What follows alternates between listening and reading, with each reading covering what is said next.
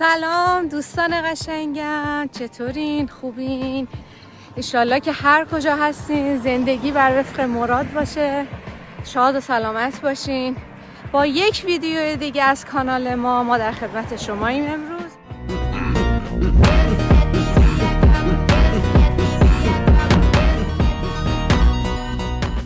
امروز 2 جون 2025 و امیر مهدی پسر آخریه ما امروز قرار سرتیفیکیت بدن از طرف مدرسه بره اینا، چون از جمله دانش آموزان برتر هست، خدا رو شکر به لطف خدا. و قرار بود ویدیو بگیرم، توضیح بدم، یک اطلاعاتی از خود بدم، هنوز نگرفتم. بذار همینجا یکم بگم. ما خانواده ما و شوهرم 2 بچه هامه، یکیشون 16 سالشه و یکی 14 ساله. البته 16 هنوز نشده، 14 هنوز نشده. اینا کلاس 8 و 9 هستن و ما تقریبا 7 ماه میشه که آمریکا آمده.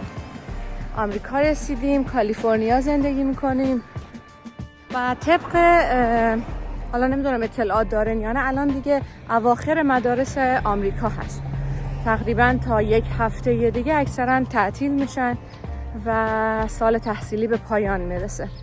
بچه ها حدوداً 2.5 ماه دیرتر وارد مدرسه های اینجا شدن، چرا که پروسه مهاجرت ما طول کشید تا مستقر شدیم. اوایل این استیتی که الان هستیم کالیفرنیا نبودیم، استیت دیگه ای بودیم.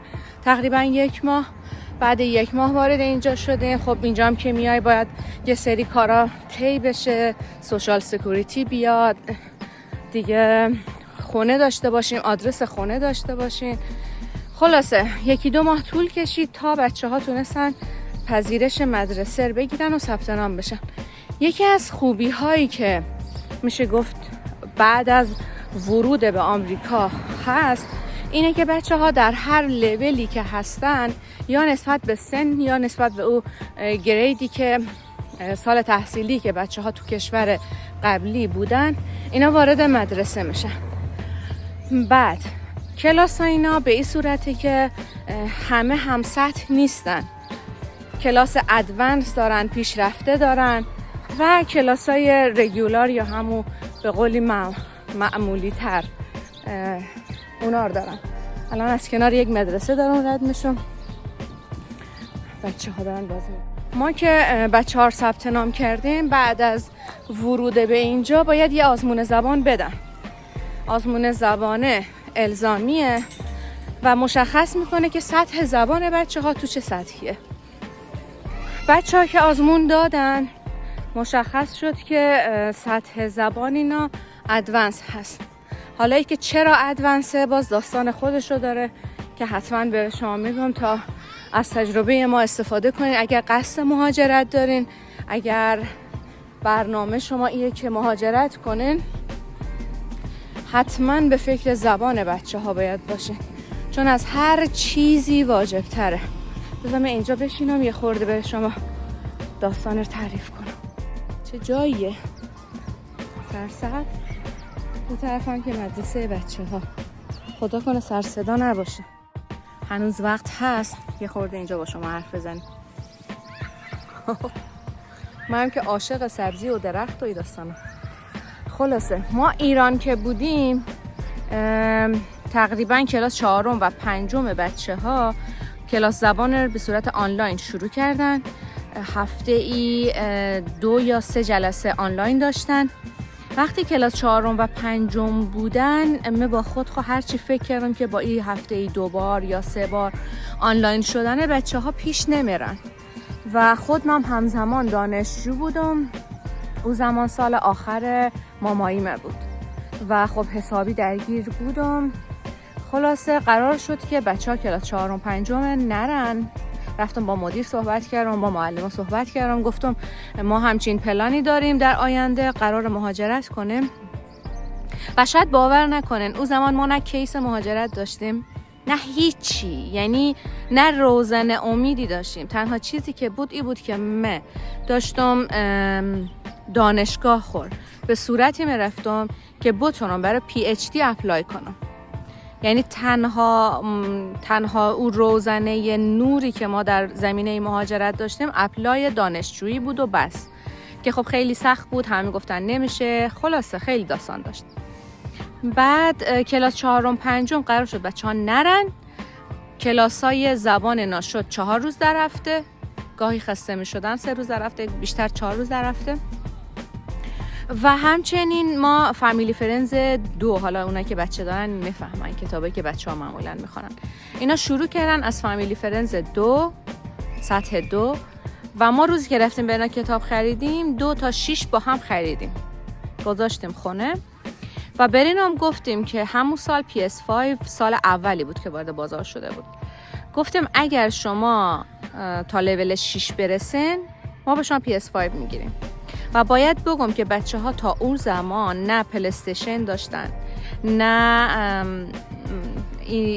بچه ها بازی میکنن لپتاپ که نه، یعنی به بچه ها لپتاپ فقط گرفته بود بابا اینا، ولی حتی خودم هم اسم نمیدونم نوتبوک نه حالا یادم آمد میگم بچه ها بازی میکنن، خلاصه هیچ بازی الکترونیکی نداشتن. اولین دیوایسی که ما برینا، دستگاهی که ما برینا خریدیم لپتاپ بود و کامپیوتر بعدش.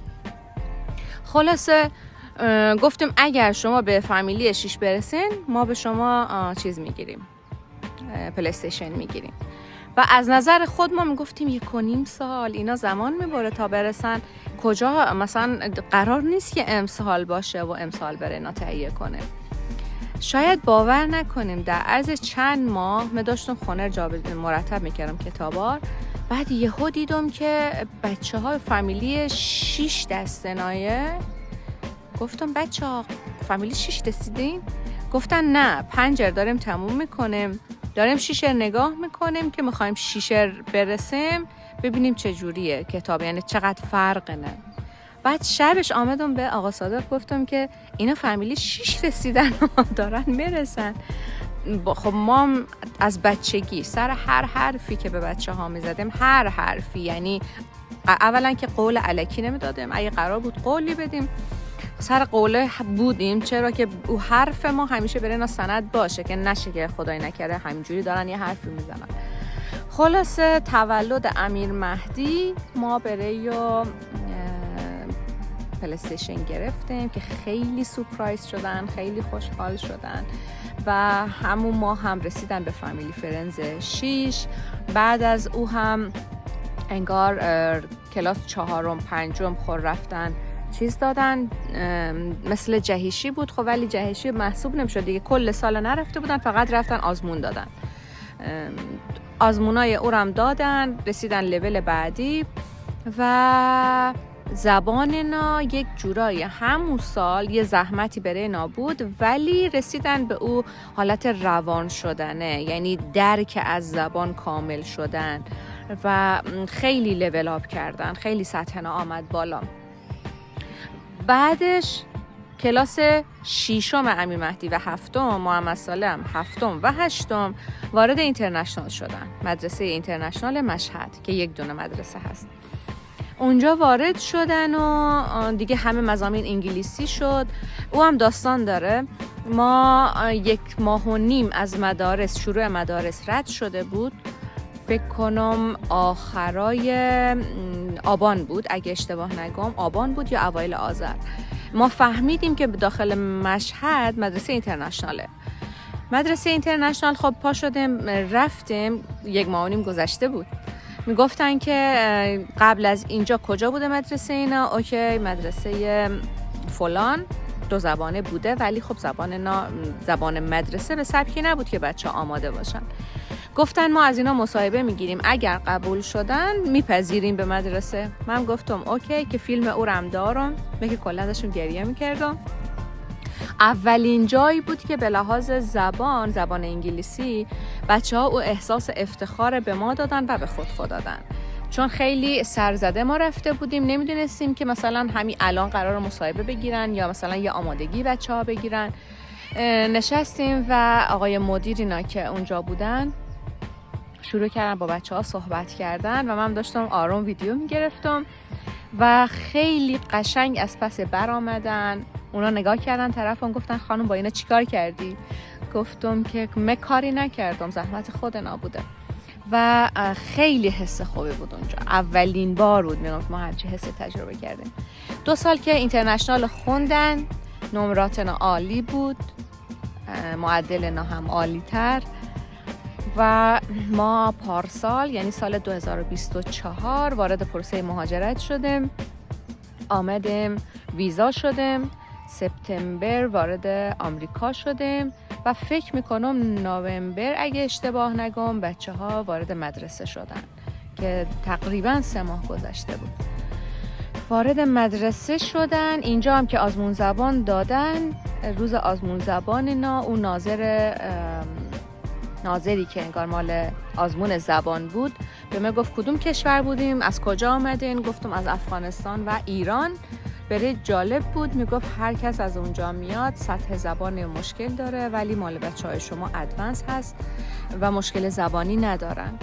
خب همون رقم که قبلا به شما گفتم، وقتی بچه‌ها اینجا میان میرن لولی که درس میخونن آزمون زبان گرفته میشه و نظر به سطح زبانی که دارن کلاس زبان تقویتی باید تو مدرسه بگذرونن، یا حتی آخر تایم بعد از اینکه بچه‌ها تعطیل میشن، اگه اشتباه نگم حدوداً 2 ساعت اینا کلاسایی دارن که خب تقویتیه و با اونا کار میشه و بچه‌ها برای این کلاس‌ها الیجیبل نشدن، یعنی پذیرفته نشدن، تو کلاس‌های عادی رفتن نشستن. امیر مهدی ریاضی خیلی خوبه داره، تو ایران هم خیلی خوب بود. اول که اینجا آمد خب ما نمیدونستیم که ریاضی پیشرفته داره، ریاضی معمولی داره، مثلا ساینس پیشرفته، ساینس معمولیه و AP برای میگم.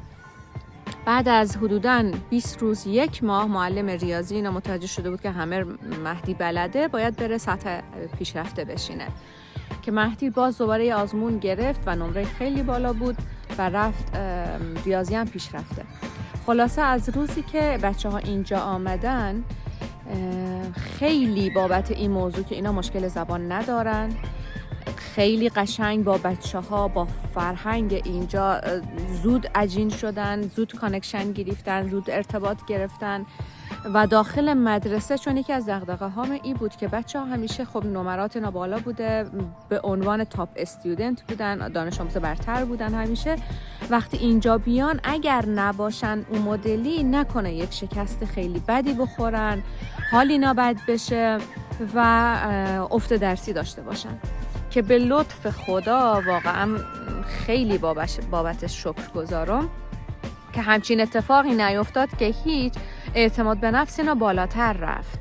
چرا که به قول خودنا دیدن مثلا بچه‌ای هستن 3 سال، 2 سال، 4 سال آمدن داخل اینجا شدن، داخل آمریکایان، ولی خب درسای اینا مثل اینا نیست. خیلی خیلی حس خوبی بود.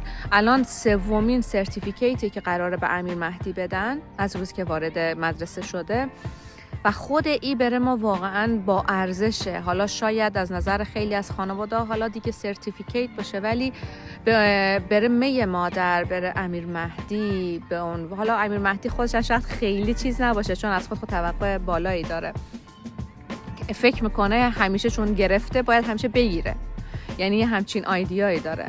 ولی oh my god hi dear اینجا یه هاپو آمد. خلاصه امروز بریم سرتیفیکیت امیر مهدی بگیریم. قراره که GPA 4 داشت، اگر تغییر نکرده باشه، پایین نیامده باشه، و خب تقدیر میشه دیگه از بچه هایی که معدل بالا دارن. حالا به لیولای مختلف تقدیرهای مختلف دارن، مثلا اونایی که تمام غیبت ندارن، اتندنس اینا کامله، یا هر کسی مثلا ایمپروومنتی که پیشرفتی که داشته. قراره بریم مراسم با هم ببینیم. قول بدین که از کانال ما نرین. ببخشید حرفام طولانی شد، شاید بذارم رو دورتون، نمیدونم، حالا برام گوش بدم ببینم چقدر حرف زدم. میدونین چرا کامل به شما توضیح دادم؟ چون یکی از دغدغه‌های خیلی زیاد بود وقتی که ایران بودم کلی سوال داشتم. ما یکی از فامیلا ما آمریکا زندگی میکنن، هر موقع می آمدن اسم بچه اینا امیر علیه. امیر علی جان سلام اگه میبینی ویدیو. همیشه میپرسیدم از درسایی، از مضمونایی که دارن، سابجکت هایی که داشتن تو مدرسه، خب سبک مدرسه اینا، چون من سالهایی که به مهاجرت فکر میکنم، به رفتن فکر میکنم و داشتم یعنی یک جورایی پلن زندگی بچه ها به همین اساس میچیدم، چه به لحاظ درسی، چه به لحاظ ورزشی، چه به لحاظ زبان. و خب مطمئن بودم که اگر از طریق دانشجویی نشه، از طریق دانشجویی خود اینا قراره برن.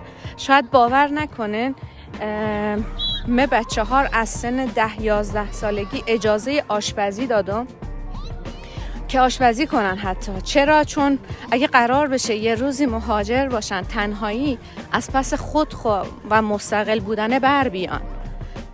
یعنی کامل بچه ها جوری بار آمدن که اگر با مادر نشد تنهایی بشه. چرا؟ چون خیلی ما در درد زیادی دیدیم. تو ایران زندگی کردن خیلی قشنگه. ما سالها ایران بودیم ولی همه اون سالها ما مهاجر بودیم.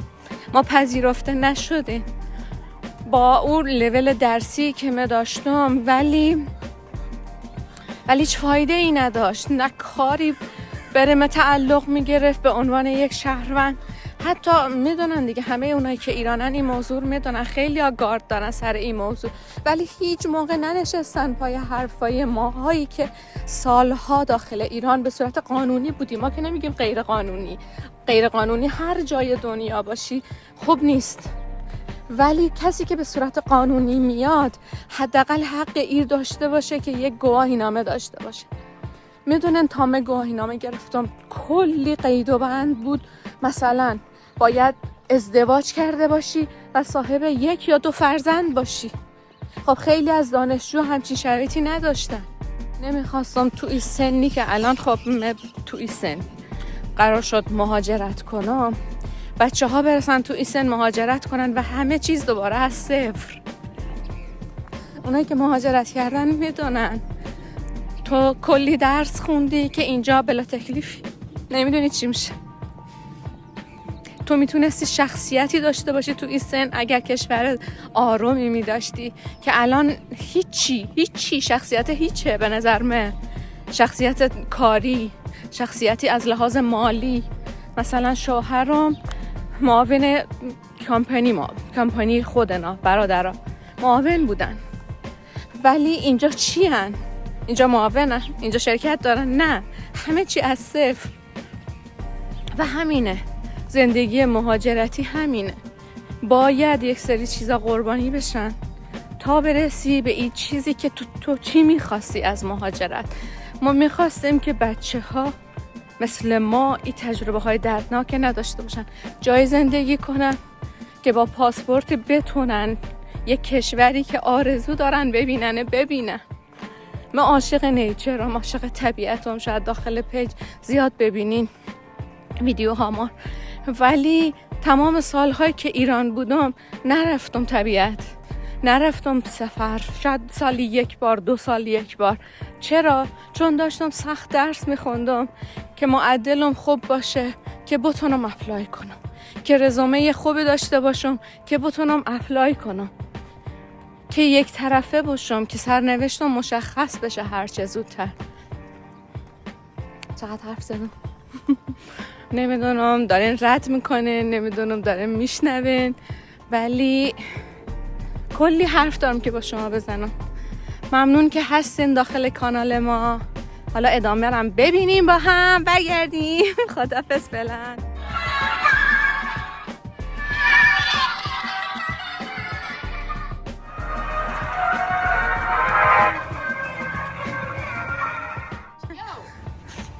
اتوبوس‌های زرد خوشگل مدرسه. پدر مادرام کم و پیش آمدن. آره، ولی بچه ها هنوز سر کلاس.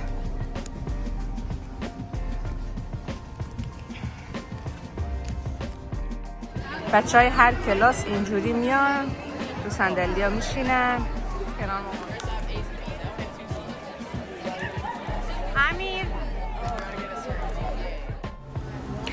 با خوش آمدگویی که دارین میبینین مراسم شروع شد. همه دست به سینه ایستادن و سوگند وفاداری یاد کردن.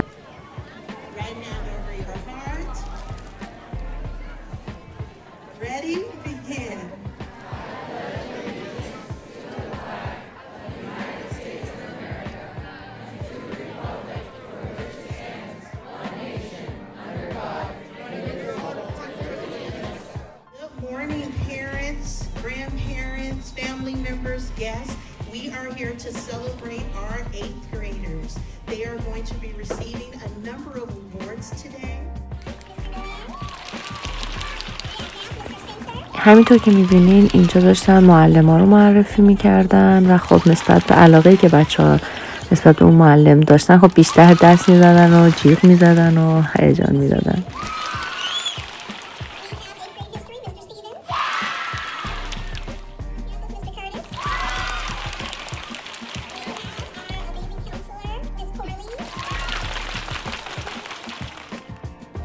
در ابتدا از بچه‌های تقدیر شد که کلاس 6م، 7م و 8م رو معدل کامل داشتن که تعدادشون هم زیاد نبود، انگشت شمار بود تقریبا. و خب طبیعتا من اینجا منتظر نبودم چون امیر مهدی فقط کلاس 8م رو اینجا گذرانده بود.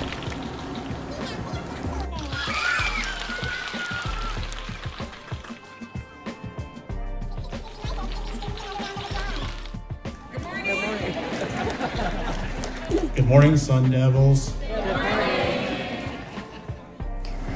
بعدش هم همونطور که میبینین هر کدوم از معلم‌ها اومدن و راجع به هر کدوم از دانش آموزانی که قرار بود ازشون تقدیر بشه صحبت کردن، در مورد پیشرفتایی که داشتن، چه رفتاری چه اخلاقی، حالا بعضیا هم تحصیلی، بعضیا ورزشی و مثلا بعضی از بچه‌ها بودن که خجالتی بودن ولی الان بهتر شدن، یا بعضی از بچه‌ها تو کارهای گروهی زیاد کمک می‌کردن، یا بعضیا مثلا در مورد ورزششون ازشون تقدیر شد که انگیزه بشه براشون. اونایی که مثلا اضافه وزن قبلا داشتن، البته اضافه وزن رو اشاره نمی‌کردن ولی خب مشخص بود که وقتی بچه میرفت جلو تقدیرنامه‌اش رو بگیره یعنی این که مثلا نسبت به قبل یه تغییراتی در جسمش اومده که الان ازش تقدیر میشه. این کارشون خیلی جالب بود چون از نظر تحصیلی فقط بچه‌ها رو از نظر درسی انگار نمیسنجیدن، یعنی رفتار و اخلاق و همه چی داشت تقدیر میشد. و اینجا هم رسیدیم جایی که حالا من منتظر بودم. بچه‌هایی که GPA شون یا همون معدلشون 3 و 8 به بالا بود که امیر مهدی هم شامل این دسته از بچه‌ها میشد.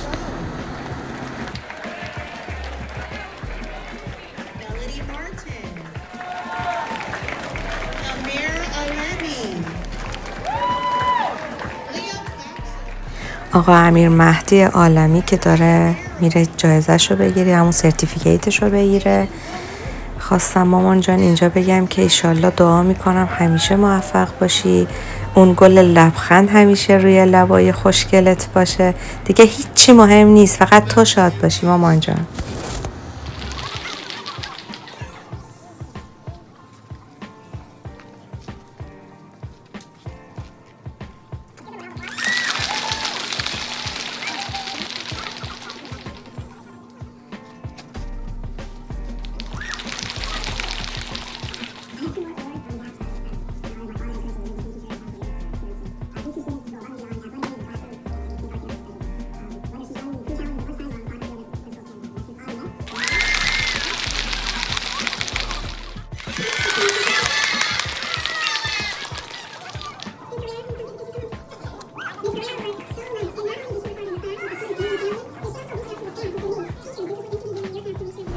اینجا برای تهیه یک کلیپ یا همون ویدیو برای بچه‌های کلاس 8 گفتن بیستن و شروع کنن بای بای کردن طرف دوربین.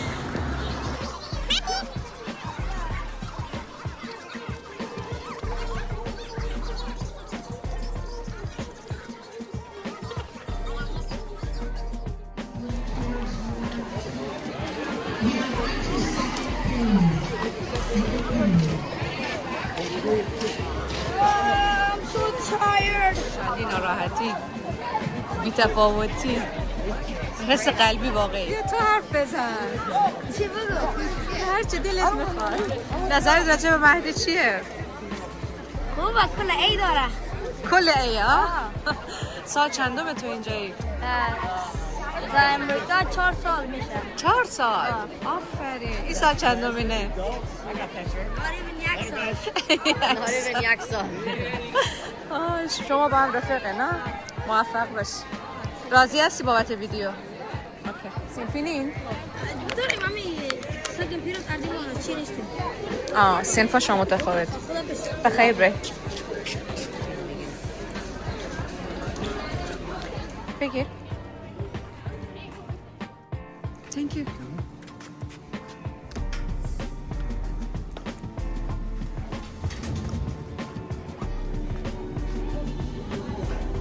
اینم کلاس بچه ها. مراسمم به خیر و سلامت تمام شد و امیدوارم که برای شما نکته مفیدی به لحاظ تجربه‌ای که ما در اینجا داریم داشته باشه. خیلی به لحاظ احساسی حالم بد شد واقعا به چندین دلیل. این رفاقتی که بین معلم‌ها و بچه‌ها بود، من هیچ وقت این رفاقت داخل مدارس ایران ندیدم. چرا؟ اونجا هم رفیق بودن، واقعا بچه‌ها درک میکردن، ولی این رفاقت با یه چیزی مثل شادی متفاوته.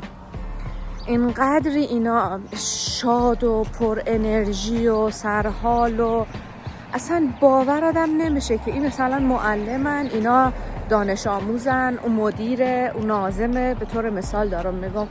و این میشه که بچه ها برای اینا مدرسه میشه فان، میشه خوش گذراندن و در کنار درسی هم که میخونن با لذت، با آرامشه. البته حق دارن، فکر میکنم او آرامش خاطری که افراد بزرگسال اینجا مثل معلم‌ها و مدیر و ناظم و هرچی اینجا دارن، این آرامشه در ایران نیست. حالا من تجربه افغانستان رو زیاد ندارم چون بچه ها فقط چند ماهی از کلاس اول اونجا بودن. محمد صالح امیر مهدی هم که فقط مهد در حد چند ماه رفت و تجربه دیگه من از افغانستان ندارم. ولی از ایران که مثلا ما تمام تلاش ما این بود که مدرسه 2 زبانه بچه ها برن. خب تا کلاس 6 مدرسه 2 زبانه بودن، بعدش هم که اینترنشنال رفتن، باز شرایط جوی اینترنشنال یکم بهتر بود، معلم‌ها صمیمی‌تر بودن، شاگردا یکم روحیه اینا شادتر بود. ولی اینجا یک چیز دیگه خدایی، یعنی نمیتونم حتی درک کنم. 1-2 بار حتی اشکم آمد. میدونن اگر همچین سبکی، همچین استایل تدریسی داخل مثل ایران، مثل افغانستان اگر بیاد یعنی چی میشه؟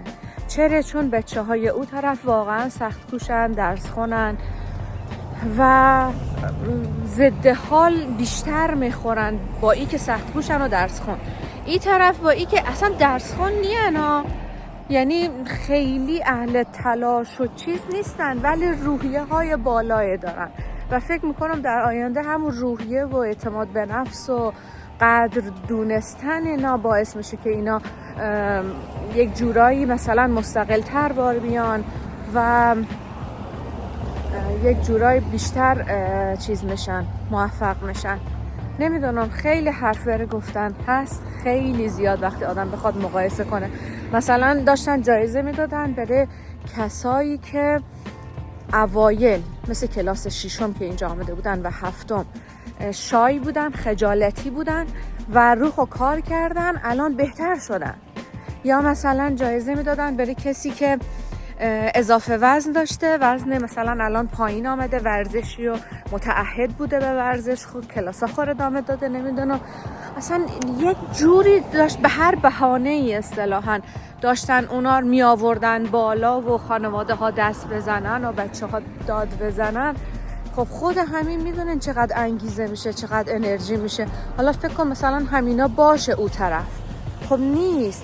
من بودم تو جشنای مثلا کلاس آخر سالا، بیشتر سبک آکادمیک رسمی تو ایران. خب مثلا 1 بار 2 بار در سال بیشتر هم برگزار نمیشد. نمیدونم، یه چیزایی بود که یعنی فرقایی که واقعا خیلی برام چشمگیر بود. امیدوارم بچه‌ها هر کجای دنیا که باشن شاد باشن، چرا که شادی حق مسلم همه بچه‌هایه.